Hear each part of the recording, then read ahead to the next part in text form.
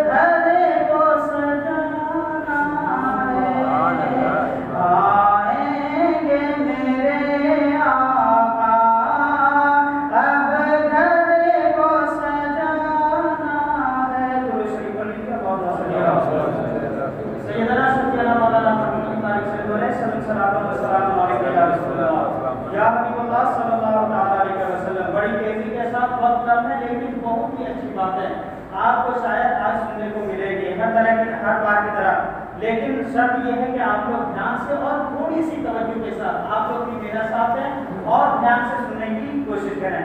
کیونکہ آج وہ مبارک مہینہ جس مبارک مہینے میں میرے آقا کی آمد ہوئی, یقیناً یہ مبارک مہینہ اور خاص کے وہ دن جس دن میں میرے آقا اس دنیا میں تشریف لے آئے, وہ تمام عیدوں سے بڑھ کر, چاہے وہ عید ہو, چاہے بقرعید ہو, شب قدر ہو, شب برات ہو, ساری عیدوں ساری خوشیوں سے بڑھ کر یہ ماہ ربیع الاول شریف کا ہے. کیوں؟ کیونکہ میرے آقا اس دنیا میں آئے تب جا کر کے ہمیں عید اور بقرعید نصیب ہوتا. اگر میرے آقا نہ آتے تو نہ ہمیں عید ملتی نہ بقرعید نصیب ہوتا, نہ ہی شب برات کا یہ تحفہ ہمیں دیا جاتا. اس لیے سارے عیدوں سے بڑھ کر, ساری خوشیوں سے بڑھ کر یہ ماہ ربیع الاول شریف کا مہینہ اور خاص کے 12 ربیع الاول شریف کا دن ہے. اس لیے آج کے اس مختصر سے وقت میں کچھ باتیں, کچھ نصیحت آمیز باتیں میں آپ کو سنانے کی کوشش کروں گا. سب سے پہلے میں آپ کو بتا دوں میرے آقا کی آمد سے پہلے اس دنیا کا حال کیا تھا, دنیا والوں کا حال کیا تھا.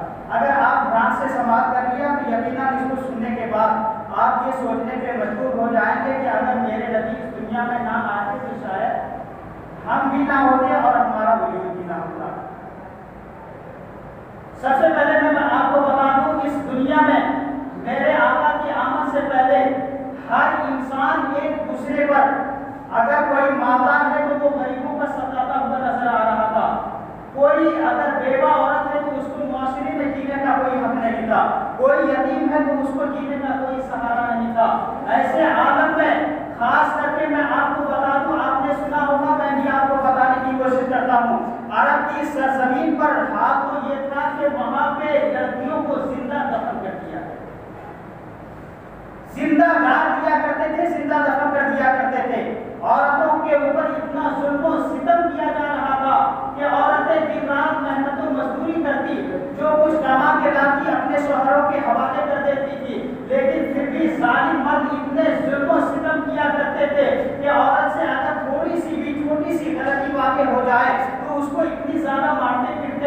حد تو یہ ہوتا تھا کہ اس کو ناک کان آسا وغیرہ کاٹ لیا کرتے تھے، اگر اس پہ بھی اس کو صبر نہیں ہوتا تھا تو اس کو جان سے مار دیا۔ ایسے حالت میں ہندوستان کے اندر یہ حال تھا کہ اگر کسی کا شوہر مر جائے، شوہر کے مرنے کے بعد عورت بیوہ ہو گئی، لیکن حال یہ تھا کہ اگر شوہر مر گیا، جب اس کے چتا کو آگ دی جاتی تھی، آج تک بھی گھر میں جلایا جاتا ہے، جب اس کو جلایا جاتا اس کے شوہر کو، تو عورت کو بھی یہ لازم تھا عورت کے اوپر کہ اس کی چتا کے آگ کے ساتھ بھی اپنے آپ کو جلانا، زندہ اسی کے ساتھ وہ بھی جل جائے۔ ایسے حالت میں جبکہ پوری دنیا والی عورتوں کے اوپر ظلم و ستم کے پہاڑ توڑے جا رہے تھے، ایسے عالم میں ایک غریب انسان، ایک یتیم انسان، ایک بیوہ عورت یہ خدا کی بارگاہ میں نشاد روتی گڑگڑاتی بلکتی ہوئی دعا کرتی تھی۔ ایسے عالم میں اللہ تبارک و تعالیٰ نے ان عورتوں کی دعا قبول فرمائی، اور اللہ تبارک و تعالیٰ نے ساری دنیا کی عورتوں کی حفاظت کے لیے، ساری دنیا کے لوگوں کی حفاظت کے لیے اللہ تبارک و تعالیٰ نے اپنے سارے اچھے نبی، سارے نبیوں کے سردار جناب محمد رسول اللہ صلی اللہ علیہ وسلم کو اس خاکدان گیتی کے اوپر مبعوث فرمایا۔ جب میرے نبی اس خاکدان گیتی کے اوپر جلوہ افروز ہوئے، پوری دنیا سے یہ صدا بلند ہوئی، جہاں تاریخ تھا، ظلمت قضا تھا، سخت کالا تھا، ارے کوئی پردے سے کیا نکلا کہ گھر گھر میں اجالا تھا، کوئی پردے سے کیا نکلا کہ گھر گھر میں اجالا تھا۔ ایک مرتبہ سارے لوگ مل کر درود پاک پڑھ لیجیے، اللہم صلی علی سیدنا سیدنا مولانا محمد وعلیہ وسلم، صلاۃ و سلام علیک یا رسول اللہ یا حبیب اللہ صلی اللہ علیہ وسلم۔ میرے نبی جب اس دنیا میں جلوہ افروز نہیں ہوئے تھے، حضرت عبد المطلب فرماتے ہیں کہ میں خانہ کعبہ کی طواف کے لیے گیا، خانہ کعبہ کی طواف کے لیے گیا ہوا تھا۔ حضرت عبد المطلب فرماتے ہیں میں خانہ کعبہ کا طواف کر رہا تھا، اسی درمیان میں کیا دیکھا کہ اچانک خانہ کعبہ کی دیواریں جھکی جا رہی ہیں، خانہ کعبہ کی دیواریں جھکی جا رہی ہیں۔ حضرت عبد المطلب سوچنے لگے کہ یا اللہ، غربت کا زمانہ ہے، کہ ابھی تو خانہ کعبہ کھڑا تھا، اچانک کیا ہوا کہ یہ خانہ کعبہ گرنے لگا، اپنے منہ کے بل جھکنے لگا۔ حضرت عبد المطلب سوچنے لگے یا رب کریم، غربت کا زمانہ ہے، اگر خانہ کعبہ گر گیا اینٹیں ٹوٹ جائیں گی، اینٹیں ریزہ ریزہ ہو جائیں گی، اس غریبی کے عالم میں کس طریقے سے اس کی تعمیر کی جائے گی، اتنا سوچ ہی رہے تھے کہ اچانک کیا ہوا، حضرت عبد المطلب کے گھر کے جانب سے ایک خادمہ دوڑی دوڑی آئی اور یہ صدا بلند کی، یہ آواز لگائی، اے لوگوں آج عبد المطلب کے یہاں پوتا پیدا ہوا ہے، اے لوگوں آج عبد المطلب کے یہاں پوتا پیدا ہوا ہے۔ حضرت عبد المطلب فرماتے ہیں کہ میں نے یہ اعلان کیا، اے لوگوں سنو، یہ خانہ کعبہ گرا نہیں ہے، خانہ کعبہ گرا نہیں ہے، بلکہ میرے پوتے کی پیدائش کی خوشی میں سجدے میں پڑا، میرے پوتے کی پیدائش کی خوشی میں سجدے میں پڑا ہوا ہے۔ آپ نے بارہا یہ واقعہ سنا ہوگا، نبی کریم صلی اللہ علیہ وسلم کے متعلق عرب کے لوگوں کا حال یہ تھا، عرب کی سرزمین میں جب کوئی بچہ پیدا ہوتا تھا تو دیہات سے عورتیں جاتی تھی، وہاں کے بچوں کو لاتی، ایک وقت فکس ہوتا تھا، اس کا ٹائم فکس ہوتا تھا، سال کے لیے، 2 سال کے لیے، 3 سال بھر کے لیے، وہاں سے بچوں کو اٹھا کے لاتی، دیہات کی عورتیں ان بچوں کی پرورش کرتی اور پھر ان کے گھر والوں کے حوالے کر کے انعام و اکرام پایا کرتی تھی۔ اس طریقے سے شہر کے بچے دیہات میں پرورش بھی پاتے تھے اور غریب عورتوں کا گزارا بھی ہو جایا کرتا تھا۔ بس اسی مناسبت سے بڑی تیزی کے ساتھ میں آپ کو بتانے کی کوشش کرتا ہوں مختصر صورت میں، لیکن آپ لوگ دھیان سے ضرور سماعت کیجیے۔ ایک مرتبہ اور میں چاہتا ہوں کہ اپنے نبی کے نام پہ، کیونکہ یہ مبارک مہینہ ہے، اپنے نبی کے نام پہ سارے لوگ جھوم کر درود پاک سنا دیجیے۔ اللہم صلی علی سیدنا شفیعنا مولانا محمد وعلیہ وسلم، صلاۃ و سلام علیک یا رسول اللہ یا حبیب اللہ صلی اللہ علیہ وسلم۔ حضرت حلیمہ سعدیہ فرماتی ہیں جس سال میرے آقا کی پیدائش ہوئی اس سال ایک چھوٹے سے قافلے کے ساتھ جو قبیلہ سعد ابن بکر کی عورتیں جس جگہ سے جا رہی تھی، حضرت حلیمہ سعدیہ بھی اسی جگہ سے روانہ ہوئی، لیکن حلیمہ سعدیہ فرماتی ہیں میرے ساتھ میرے شوہر بھی تھے، میرے ساتھ چھوٹا سا دودھ پیتا ہوا بچہ عبداللہ بھی تھا۔ ان کا ایک بیٹا عبداللہ بھی تھا اور خود حضرت حلیمہ سعدیہ بھی تھی. یہ تینوں لوگ ایک اونٹ پہ سوار ہو کر کے قافلے کے ساتھ چل پڑے. لیکن اب دھیان سے سماعت کرنے کی ضرورت ہے. حضرت حلیمہ سعدیہ فرماتی ہیں جب میں قافلے میں شامل ہوئی ساتھ میں چلنے لگی، لیکن میری اٹھنی کا حال یہ تھا کہ وہ بہت ہی نہایت کی لاغر تھی، بہت ہی کمزور اٹھنی تھی. اس لیے قافلے میں جتنے لوگ تھے ان کی اٹھنیاں تو اچھی تھی، اس لیے وہ سارے لوگ پہلے مکہ کی سرزمین پہ پہنچ گئے اور میری اٹھنی چونکہ کمزور تھی، وہ لاغر تھی، کمزور تھی، اس لیے ہم لوگ قافلے سے پیچھے رہ گئے. اب حلیمہ سعدیہ فرماتی ہیں سارے لوگ مکہ معظمہ پہنچ گئے، عرب کی سرزمین پہ پہنچ گئے. جتنے بھی بچے تھے وہاں امیر لوگوں کے سارے لوگوں کے بچوں کو ان عورتوں نے لے لیا، سارے بچوں کو لے لیا. حضرت حلیمہ سعدیہ فرماتی ہیں جب میں وہاں پہ پہنچی میرے لیے کوئی بچہ نمودہ نہیں تھا. تبھی مجھے پتا چلا کہ ایک بچہ ہے جو یتیم بچہ ہے. ساری عورتوں نے ان کے بارے میں سنا لیکن کسی عورت نے انہیں قبول نہیں کیا کیونکہ وہ بچہ یتیم تھا. وہ عورتیں جانتی تھی، یہ سوچ رہی تھی کہ جب ہم لوگ بچے کو لوٹانے آئیں گے اس کا باپ تو ہے ہی نہیں، مجھے انعام و اکرام کیا ملے گا. لیکن وہ جانتے نہیں تھے کہ یہ بچہ کوئی عام بچہ نہیں ہے بلکہ نبیوں کا سردار ہے، وہ نبیوں کے نبی ہے. حضرت حلیمہ سعدیہ فرماتی مجھے معلوم ہوا کہ عبد المطلب کا ایک پوتا ہے جو ابھی تک بچا ہوا ہے، کسی عورت نے اسے قبول نہیں کیا، کسی عورت نے اسے نہیں لیا.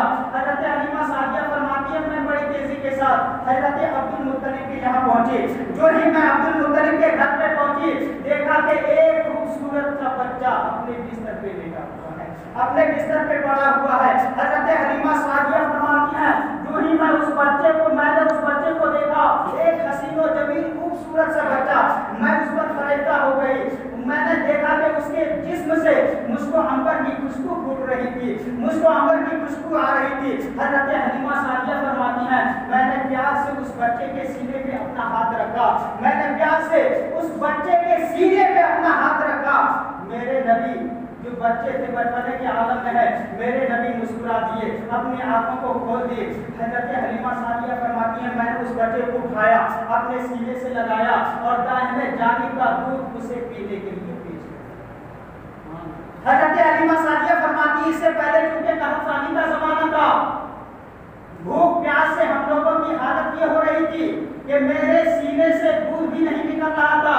میرا ایک بیٹا عبداللہ جو بھوک اور پیاس کی وجہ سے کبھی رات کو چین سکون سے سونے نہیں دیتا تھا، لیکن جو ہی نبی مبارک نبی کریم صلی اللہ تعالیٰ علیہ وسلم کے مبارک لب میرے سینے سے لگے، حال یہ ہوا کہ میرا سینہ دودھ سے بھر گیا. میرے نبی نے جو ہی میں نے اپنے نبی کو چھوٹے سے بچے کے عالم میں اپنے نبی کو سینے سے لگایا، داہنے جانب کا دودھ پیش کیا. میرے نبی نے خوب زیر ہو کر دودھ کو پیا، لیکن میں نے یہ چاہا کہ آپ بائیں جانب کا دودھ اسے پیش کرو، لیکن میرے نبی نے بائیں جانب کا دودھ نہیں پیا. کیوں؟ میرے نبی کو اللہ تبارک و تعالیٰ نے بچپنے کے عالم میں اتنے زیادہ علم و فضل عطا کیے تھے کہ میرے نبی نے یہ اعلان کر دیا. میرے آقا جانتے تھے حلیمہ سعدیہ کا ایک اور بچہ ہے، ایک دودھ اپنے رضائی بھائی کے لیے چھوڑ دیتا ہوں. میرے نبی نے یہ اعلان کر دیا دنیا والوں کے لیے، اے لوگوں سنو، اللہ تبارک و تعالیٰ نے مجھے دنیا والوں کے اوپر عدل و انصاف کرنے والا بنا کر بھیجا ہے. میں کسی پر ظلم کرنے کے لیے نہیں آیا بلکہ ایک دودھ اپنے رضائی بھائی کے لیے چھوڑ دیا. اللہ تبارک و تعالیٰ نے مجھے ظلم کرنے والا نہیں بلکہ انصاف دلانے والا بنا کر کے بھیجا. لیکن آج اسی واقعات کی روشنی میں اگر ہم آپ غور کریں تو آپ کو اندازہ ہو جائے گا. آج ہم انسان ہیں، اسی نبی کے امتی ہیں، اسی نبی کے چاہنے والے ہیں، لیکن ایک بھائی دوسرے بھائی کے اوپر ظلم کرتا ہوا نظر آتا ہے. ایک بھائی دوسرے بھائی کے اوپر ظلم کرتا ہوا نظر آتا ہے، اس کا حق مارنے کی کوشش کرتا ہوا نظر آتا، اس کا حق دینے کے لیے تیار نہیں ہوتا. آخر ہم لوگ بھی اسی نبی کے چاہنے والے ہیں، اسی نبی کے امتی ہیں. ہم لوگ کی بات دعا کرتے ہیں قیامت کے دن میرے نبی کی شفاعت نصیب عطا ہو. کیا وجہ ہے؟ آج اسی نبی کے فرمان سے ہم لوگ دور بھاگتے ہوئے نظر آ رہے ہیں، لیکن دعا کرتے ہیں نبی کی شفاعت نصیب عطا فرما. آخر سوچو تو صحیح، آپ نے سنا نہیں حقوق العباد یہ ایسی چیز ہے، اگر آپ نے اپنے بھائی کا تو چھوڑو کسی دوسرے انسان کا حق مار لیا، کسی دوسرے انسان کا حق مار لیا، حال یہ ہوگا جب تک وہ بندہ جس کا حق آپ نے مارا ہے، جب تک وہ بندہ آپ کو معاف نہیں کرے گا، چاہے لاکھ نماز پڑھیے، چاہے لاکھ آپ ماتھا ٹیکیے، کوئی فائدہ ہونے والا نہیں ہے، کیونکہ جب تک وہ بندہ جس کا حق آپ نے مارا ہے، جب تک وہ بندہ آپ کو معاف نہیں کرے گا، خدا تعالیٰ بھی معاف نہیں خدا تعالیٰ بھی معاف نہیں فرمائے گا۔ یہ حقوق العباد کا مسئلہ ہے، جب تک بندہ معاف نہیں کرے گا اللہ تبارک و تعالیٰ بھی معاف نہیں فرمائے گا۔ میں بڑی تیزی کے ساتھ آپ کو بتانے کی کوشش کرتا ہوں، واقعات تو اتنے زیادہ ہیں، یقیناً انشاءاللہ میں اور بھی بتانے کی کوشش کروں گا، لیکن اس سے پہلے میں ایک چھوٹا سا واقعہ آپ کو بتانے کی کوشش کرتا ہوں۔ حدیث پاک کی روشنی میں حضرت عبداللہ ابن عباس رضی اللہ تعالیٰ عنہ، یہ نبی کریم صلی اللہ تعالیٰ علیہ وسلم کے چچا ہیں، نبی کریم صلی اللہ تعالیٰ علیہ وسلم کے چچا ہیں۔ نبی کائنات کی بارگاہ میں ایک مرتبہ حضرت عبداللہ ابن عباس عرض کرتے ہیں، یا رسول اللہ، میں نے آپ کے بچپنے کے عالم میں دیکھا تھا، آپ جھولے میں رہتے تھے، جھولے میں پالنے میں جھولے میں رہتے تھے، لیکن حال یہ ہوتا تھا کہ آپ جھولے میں رہنے کے باوجود بھی جس جانب بھی اپنی انگلی کو کرتے تھے اسی جانب سورج چاند بھی گھما کرتا تھا، جس جانب آپ اپنی انگلی کو گھماتے تھے چاند بھی اسی جانب گھوم جایا کرتا تھا۔ حضرت عبداللہ ابن عباس فرماتے ہیں، یا رسول اللہ، آپ کی عمر اس وقت بمشکل 40 روز کی تھی، آپ چاند سے باتیں بھی کیا کرتے تھے، تو کیا یا رسول اللہ، آپ کو اس ٹائم کا جو کچھ بھی آپ سے ہوتا تھا، کیا آپ کو اس زمانے کا اس ٹائم کا واقعہ یہ ساری چیزیں یاد ہیں؟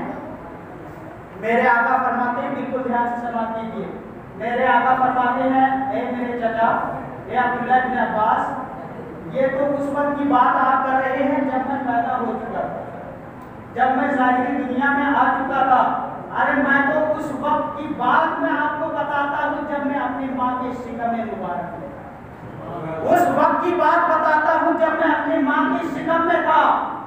حال یہ تھا کہ لوہے محفوظ پر میرے امتیوں کے بارے میں جو اس کی تقریریں لکھی جا رہی تھی، اس وقت میں لوہے محفوظ پر قلم کے چلنے کی آواز کو سنا کرتا تھا، لوہے محفوظ پہ قلم کے چلنے کی آواز کو سنا کرتا تھا جبکہ میں اپنے ماں کی شکم میں مبارک تھا۔ یہی تک نہیں بلکہ جس امتی کے بارے میں جس کی تقدیر لکھی جا رہی تھی، اس امتی کو بھی میں اپنے ماں کی شکم میں مبارک سے پہچانتا تھا، اس امتی کو اچھی طریقے سے پہچانتا تھا۔ یہ تھا میرے نبی کے علم ہدایت۔ ایک آخری واقعہ، چھوٹا سا واقعہ میں آپ کو بتانے کی کوشش کرتا ہوں اپنے نبی کے مطابق۔ حضرت حلیمہ سعدیہ جب میرے نبی کو لے کر کے اپنے گھر آ گئی، حضرت حلیمہ سعدیہ فرماتی ہیں، چونکہ میں اپنے نبی سے بہت ہی زیادہ پیار کرتی تھی، ان کا بہت ہی زیادہ دھیان رکھا کرتی تھی، کیونکہ بچپنے کا زمانہ تھا۔ حضرت حلیمہ سعدیہ فرماتی ہیں، ایک روز حال یہ ہوا کہ وہ اپنی رضائی بہن شیما، حضرت حلیمہ سعدیہ کی بیٹی کا نام شیما ہے، میرے نبی اپنے رضائی بہن شیما کے ساتھ جنگل جس طرف وہ جانور جدھر چرا کرتے تھے اس جانب چلے گئے۔ دوپہر کے وقت سخت دھوپ کا ٹائم تھا، اسی دوپہر کے وقت میں دھوپ کے عالم میں دھوپ کے ٹائم میں میرے نبی اپنی رضائی بہن شیما کے ساتھ جانور کے چرنے کی طرف چلے گئے۔ حضرت حلیمہ سعدیہ فرماتی ہے، جب میں نے دیکھا کہ دوپہر کا وقت ہے، میری بیٹی کے ساتھ نبی کریم صلی اللہ تعالیٰ علیہ وسلم تشریف لے گئے ہیں، چلے گئے ہیں، حضرت حلیمہ سعدیہ فرماتی ہے، میں بے چین ہو گئی، پریشان ہو گئی کہ آخر دھوپ، اتنی تیز دھوپ میں دوپہر کے وقت میں آخر میری بیٹی انہیں لے کر کے کہاں چلی گئی۔ بس میں ڈھونڈنے کے لیے جو ہی گھر سے نکلی تبھی میں نے کیا دیکھا کہ میرے نبی اپنی رضائی بہن کے ساتھ تشریف لا رہے ہیں، اپنی رضائی بہن کے ساتھ واپس گھر تشریف لا رہے ہیں۔ حضرت حلیمہ سعدیہ فرماتی ہیں، میں نے اپنی بیٹی کو جھڑک کر کہا، اے بیٹی، اتنی تیز دھوپ میں نبی کو لے کر کے تو کہاں چلی گئی تھی؟ کیا تجھے پتا نہیں، تجھے معلوم نہیں کہ اتنی تیز دھوپ ہے؟ اس وقت شیما فرماتی ہے، شیما کہتی ہے، اے میری اپنی جان، کس دھوپ کی بات کر رہی ہیں؟ अरे मैंने देखा मेरे नबी के ऊपर कोई धूप नहीं पड़ रही थी, बल्कि हाल ये था कि जहां जहां मेरे नबी जाते, बादल का एक छोटा सा टुकड़ा मेरे नबी पर साया करता हुआ नजर, बादल का एक छोटा सा टुकड़ा मेरे नबी के ऊपर साया करता हुआ नजर आता था। हाल तो ये होता अगर मेरे नबी चलते तो बादल का टुकड़ा रुक जाया कर, बादल का टुकड़ा साथ में चला करता था। अगर मेरे नबी ठहर जाते तो बादल का टुकड़ा भी ठहर जाया करता था। वो बादल का टुकड़ा मेरे नबी के ऊपर साया किए हुए था। हज़रत हलीमा सादिया फरमाती हैं, ऐ मेरी बेटी क्या तू वाकई सच बता रही है? सीमा कहती है, खुदा की कसम है मेरी अम्मी, मैंने जो कहा वो झूठ नहीं, वाकई वो सच है, ये सच बातें हैं। ये है मेरे नबी के फज़ाइल।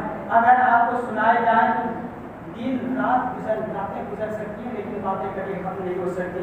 लेकिन मैं आपको बड़ी तेजी के साथ बता दूं, ये माह रबीउल अव्वल शरीफ का चांद नजर आ चुका है और आज माह रबीउल नूर की पहली तारीख है। और हम सारे लोग जानते हैं कि इस मुबारक महीने में हम लोग क्या किया करते हैं। अल्लाह तबारक व तआला ने हम सबको माल और दौलत से नवाजा है। ये मेरे नबी का सदका है कि आज हम उन्हीं के टुकड़ों के पल रहे हैं, उन्हीं का टुकड़ा था। वो दीजिए सुभान अल्लाह, उन्हीं के टुकड़ों के पल रहे हैं, उन्हीं का टुकड़ा खा रहे हैं। अल्लाह तबारक व तआला ने पैदा तो हमें किया है, ये सारे लोग जानते हैं, पैदा किया खुदा ने, खिलाते हैं मुस्तफा। पैदा किया खुदा ने, जिलाते हैं मुस्तफ़ा। यकीनन हम लोगों के ऊपर मेरे नबी का बहुत बड़ा फजल व करम है, एहसान है। और सबसे बड़ी खुशी की बात है कि हम लोग अपने नबी के चाहने वाले हैं। लेकिन मेरे नबी के फरामीन पर सबसे पहले अमल करने की कोशिश कीजिए। ये माह मुबारक का महीना, इसमें नमाज रोजे की बिल्कुल पाबंदी करने की कोशिश कीजिए। और सारे लोग जानते हैं इस मुबारक महीने में आज तो पहली तारीख है, इस मंगल को नहीं बल्कि आने वाले मंगल को 12 तारीख को, उस तारीख में हम लोग यकीनन शाम सोबे के साथ जुलूस वगैरह का इंतजाम करते हैं। उसके बाद शाम को मिलाद शरीफ का भी प्रोग्राम होता है। यकीनन हर साल की तरह इस साल भी उसका भी इंतजाम किया जाएगा। और अल्लाह तबारक व तआला ने जिन लोगों को दिया है, अगर उन्होंने बढ़ चढ़ के हिस्सा लिया तो और अच्छे तरीके से किया जाएगा, इसमें कोई बुराई नहीं है। इससे पहले मैं आपको बता दूं, आज अपने नबी के सौदे में हम सारे लोग जानते हैं अपने मोहल्ले। मैं एक बात आपको बता देता हूँ, आज हमारे घर में शादी ब्याह होती है, बच्चे की पैदाइश होती है, हम लोग अकीदा वगैरह करते हैं। जितना चाहते हैं, जितनी खुशी होती है उतना ज़्यादा लुटाने की कोशिश करते हैं। घर को सजाते हैं, कुमकुमे लगाते हैं, लाइट वगैरह का इंतजाम करते हैं। अरे मेरे घर में बच्चे की पैदाइश की खुशी में हम लोग इतना कर सकते हैं, और जिसके सौदे में हम लोग का वजूद हुआ, पूरी कायनात का वजूद हुआ, उनकी खुशी में, पैदाइश की खुशी में हम लोगों को क्या करना, कितनी ज़्यादा खुशी मनानी चाहिए। तो ये सारी बातें हम लोगों को बताने की जरूरत नहीं है, सारे लोग जानते हैं। इसलिए सारे लोग अपने अपने मोहल्ले को सजाने की कोशिश कीजिए। उससे पहले चांद नजर आने के बाद सारे लोग अपने घरों में झंडा लगाने का इंतजाम कीजिए, अपने नबी के गुलाम होने का सबूत कीजिए। और यकीनन आने वाले जुम्मे को आपको ये भी बताया जाएगा कि ये झंडा लगाना किसी और की सुन्नत नहीं है, बल्कि खुद अल्लाह तबारक व तआला के हुक्म से जिब्रील अमीन झंडे को यकीनन कुछ नसीबे हम लोगों की। लेकिन सिर्फ 2 मिनट के अंदर मैं आपके अंदर ये देखना चाहता हूँ, टाइम तो हो चुका, सिर्फ 2 मिनट के अंदर अल्लाह तबारक व तआला ने हम सारे लोगों को बहुत सारे माल और दौलत से नवाजा है। लेकिन उससे पहले हम लोगों को भी जुलूस में जाते हैं, झंडे का इंतजाम करना है, अपने गली को सजाते हैं, उसके लिए फूल पत्ती का इंतजाम करना है। आज मैं सबसे पहले सिर्फ 2 मिनट ज़्यादा नहीं लूंगा, 2 मिनट के अंदर मैं ये देखना चाहता हूँ सबसे पहले नबी का वो खुश नसीब गुलाम, खुश नसीब बंदा कौन सा है जो अपने नबी के नाम पर ज़्यादा नहीं 50 रुपया दे करके अपने नबी के गुलाम होने का सबूत दे। सबसे पहला बंदा अपने नबी के नाम पर 50 रुपया ज़्यादा नहीं देना चाहते अपने नबी की मोहब्बत में, और अपने नबी की मोहब्बत में इस जो कुछ भी किए जाएंगे, जिन चीज़ों का इंतजाम किया जाएगा, वो लोग अपने माथे की निगाहों से देखेंगे। और मैं आपको बता दूं, माशाअल्लाह सुभान अल्लाह, हमारे हदीस सजा अल्लाह तबारक व तआला इनके कारोबार में तरक्की अता फरमाए, इनके दुकान में खैर बरकत का नुज़ूल अता फरमाए। अगर आपके पास है, अगर आप देना चाहते हैं, नबी की मोहब्बत है, नबी का दिया हुआ सब कुछ है, आप चाहे कितना ही कुछ कर लेंगे, कितना ही कमा लेंगे, लेकिन अगर नबी की मोहब्बत नहीं रहेगी तो कोई फायदा आपको